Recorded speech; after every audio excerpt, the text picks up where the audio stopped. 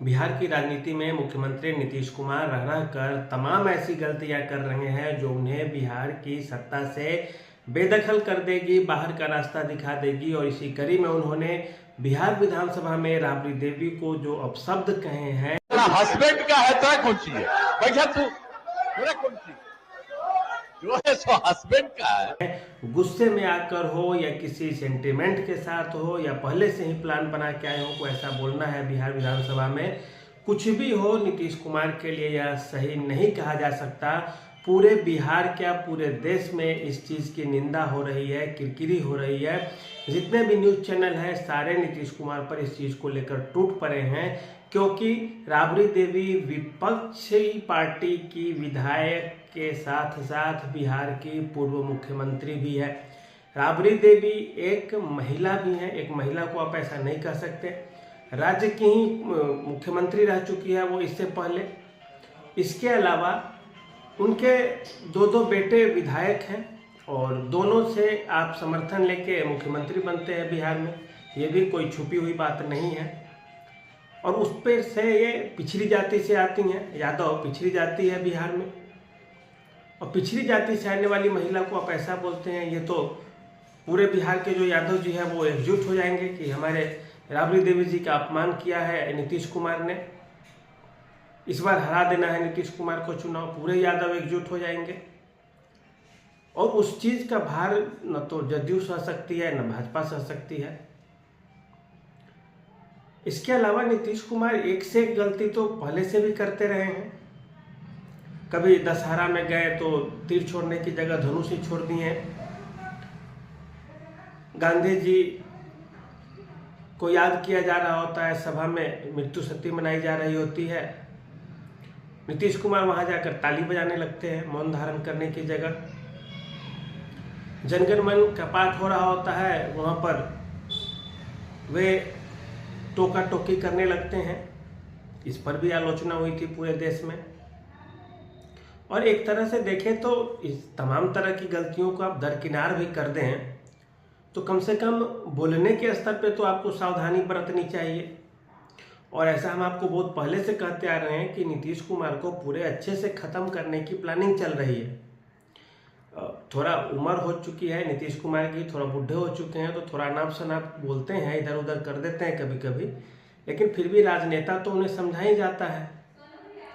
लेकिन अब स्थिति ऐसी आ गई है बिहार में कि नीतीश कुमार को लेकर के एक ऐसी वो ढांचा वाली व्यवस्था जो कही जाती है, एक ऐसा चेहरा बना दिया गया है नीतीश कुमार को कि दुनिया भर की जितनी भी कमजोरी है, नेताओं की कमजोरी में जैसी की गिनती की जाती है, उन सारी चीज़ों में नीतीश कुमार को लपेटा जा सके। बोलने के स्तर पे विवाद है, व्यवहार के स्तर पे विवाद है, महिला पुरुष के स्तर पे विवाद है। महिलाओं को लेकर के उन्होंने विधानसभा में एक से एक खतरनाक टाइप का बयान दिए हैं, जिसे बिहार की क्या देश की महिला माफ़ नहीं करेगी कभी। अब राबड़ी देवी को लेकर के वे ऐसा बयान दे दिए हैं। राजनीति में कहा जाता है कि बिलो द बेल्ट जाके आप जैसे ही हमला करेंगे उसका फायदा विपक्षी पार्टी को हो जाएगा। अब तेजस्वी तो कह ही रहे हैं ना कि राबड़ी देवी को आप जो बोले हैं वो राबड़ी देवी का नहीं बल्कि पूरे बिहार की महिलाओं का अपमान है, बोल ही रहे हैं। ये भी बोल रहे हैं कि आप जिसे साधारण महिला समझ रहे हैं कि सब चीज़ तुम्हारा पति का है, तुम्हारा क्या है, बैठ जाओ, वो व्यक्ति मुख्यमंत्री रही है बिहार की जब लालू यादव जेल चले गए। तो अब ये बड़ी विकट सी स्थिति है कि भाई एक पूर्व मुख्यमंत्री को एक मुख्यमंत्री इस तरह से बोलेंगे तो फिर बड़ा ये चिंतन का विषय हो जाता है। और सबसे बड़ी चीज़ है कि पार्टी के अन्य जो नेता है वो भी इस चीज़ को प्रोटेक्ट कर रहे हैं, कह रहे हैं कि बहुत अच्छा बात है, गलती नहीं हुई है। इसके लिए तो मुख्यमंत्री को अपने स्तर के साथ साथ पूरी पार्टी को माफ़ी मांगनी चाहिए कि हमारा टोन उस समय थोड़ा गलत हो गया था, इसे हंसी मजाक के रूप में ले लिया जाए तो ज़्यादा सही रहेगा। लेकिन ऐसा करता हुआ कोई दिख नहीं रहा है। और ऐसे समय में जब बिहार में समीकरण पे समीकरण बन रहे हैं, प्रशांत किशोर का तीसरा फ्रंट खुल गया है, लालू कांग्रेस मिलके अच्छे से चुनाव लड़ने की तैयारी में है, बिहार की आधी जनता 40-44% मान रही है कि तेजस्वी को मुख्यमंत्री बना दिया जाना चाहिए, ऐसे में नीतीश कुमार ऐसे करते हैं राबड़ी देवी के लिए, तो वो बिलो द बेल्ट में जो खेला जाता है कि एक घटिया स्तर पे, निचले स्तर पे आके लड़ाई लड़नी, कुछ बयान देना, तो फायदा हो जाएगा राजद को, फायदा हो जाएगा कांग्रेस को, और इसमें कोई दो राय नहीं है कि बहुत से लोग चिढ़ के, इरिटेट होकर के वोट कर देंगे। दूसरी चीज़ है, नीतीश कुमार की पार्टी लड़खड़ा रही है, अवसान की ओर है, उत्थान के रास्ते पे नहीं है जदयू, अवसान हो रहा है जदयू का। विधायकों की संख्या कम है पार्टी में, गठबंधन की सरकार है, दूसरे के दम पे सरकार चल रही है, जोड़ तोड़ की सरकार चल रही है। इसके अलावा कहीं शिक्षक नाराज है, तो कहीं अभ्यर्थी नाराज है, तो कहीं परीक्षार्थी नाराज है, तो कहीं बच्चे नाराज हैं, कुछ मुद्दों पे महिलाएं नाराज है, तो कुछ मुद्दों पे दलित, महादलित नाराज है, शराब जैसे मामलों को लेकर के किसान नाराज हैं। लंबी सरकार चलने से थोड़ी बहुत नाराजगी होती है, बार बार पलटने से भी लोगों में नाराजगी है, असमंजस का माहौल है जदयू भाजपा के लिए।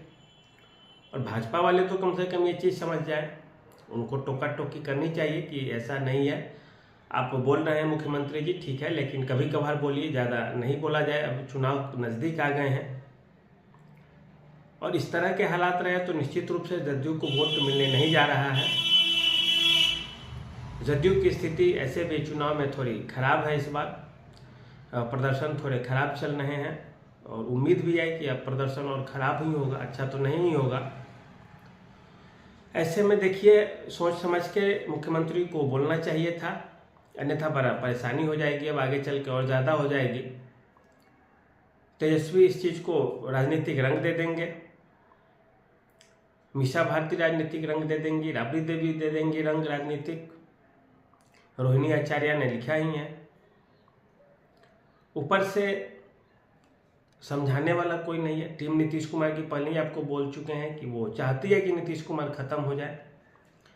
इससे अच्छा है यदि नहीं हो रहा है सब चीज़, तो आप निशांत की एंट्री करा ही दीजिए, जदयू का कोई एक पोस्ट दे दीजिए और एंट्री करा दीजिए निशांत कुमार की, वो ज़्यादा अच्छा होगा, बेहतर होगा। कम से कम अंतिम समय में किरकिरी तो नहीं होगी। अब तक जो आपकी छवि है थोड़ी साफ सुथरी और एक्शन रिएक्शन वाले मुख्यमंत्री जाने जाते रहे हैं, कम से कम वो चीज़ तो बच जाएगा, रुख जो है वो थोड़ा बदला जाएगा। हालांकि हमेशा दूसरे पे आरोप लगा के कि गलती हो गई, कब तक कोई बचता रहेगा। कुल मिला के जो ये हुआ है, एक तरह से समाजवादी विचारधारा की लड़ाई लड़ने वाले लालू यादव के परिवार के व्यक्ति के साथ, बिहार के पूर्व मुख्यमंत्री के साथ ये जो व्यवहार हुआ है वो बिल्कुल अच्छा नहीं है। राजनीति में बहुत चीज़ें हैं, बहुत से रास्ते हैं विरोध करने के, चुप कराने के, डराने धमकाने के भी, लेकिन सदन में बैठ के इस तरह से बोलना किसी भी एंगल से अच्छा नहीं हो सकता। हम तो व्यक्तिगत रूप से इस चीज़ की निंदा करते हैं। बहुत से मामलों में हम लोग नीतीश कुमार को साथ भी देते हैं, उनकी सराहना भी करते हैं, लेकिन ये सब चीज़ें थोड़ी ओछी किस्म की जो राजनीति होती है वो हो जाती है, और इससे बचना चाहिए मुख्यमंत्री को भी और जदयू और भाजपा के अन्य नेताओं को भी। और ऐसी स्थिति में कम से कम हंसी तो नहीं ही छूटनी चाहिए किसी को भी, चाहे वो सम्राट चौधरी हो या कोई हो, क्योंकि किसी का अपमान हो रहा है और आप हंसे जा रहे हैं। तो जैसे द्रौपदी का चीरहरण हो रहा था महाभारत में, बहुत से आसपास के लोग हंस रहे थे, तो लास्ट में देखे नाश हुआ। तो इन सब चीज़ों से बचना चाहिए। महिलाओं पे खास करके कुछ बोलने से पहले परहेज करनी चाहिए। बहन राबड़ी देवी वो भी एक अच्छे परिवार की है, बड़े बड़े उनके भी बच्चे हैं जो मुख्यमंत्री रह चुके हैं। राबड़ी देवी खुद मुख्यमंत्री रह चुकी है, उनके पति भी मुख्यमंत्री रह चुके हैं, तो पारिवारिक रूप से तो नीतीश कुमार से अच्छे ही हैं। पति भी मुख्यमंत्री, पत्नी भी मुख्यमंत्री, बच्चे भी उप मुख्यमंत्री। तो इस तरह की ओछी राजनीति से बचिए। बिलो द बेल्ट हमला कीजिएगा तो जदयू भाजपा के लिए सही नहीं होगा, और किरकिरी होगी तो इसका फायदा प्रशांत किशोर को भी हो सकता है। जब राजनीति ही करनी है तो आप रोजगार के मुद्दे पे कीजिए, भ्रष्टाचार के मुद्दे पे कीजिए, अशिक्षा के मुद्दे पे कीजिए, इन सब चीज़ों पे घेरा घेरी टीका टिप्पणी कीजिए तो थोड़ा अच्छा लगता है। लेकिन इस तरह से कीजिएगा तो फिर बेकार की चीज़ें हैं सारी, और आपकी गिनती इंजीनियर मुख्यमंत्री, पढ़े लिखे मुख्यमंत्री के रूप में जो होती है, तो फिर आपसे अच्छा तो राबड़ी देवी सही थी। कम से कम इस तरह की चीज़ें तो नहीं बोला जाता था सदन में। तो इस चीज़ की निंदा होनी चाहिए। तो आज के लिए इतना ही रहने दीजिए। धन्यवाद, नमस्कार।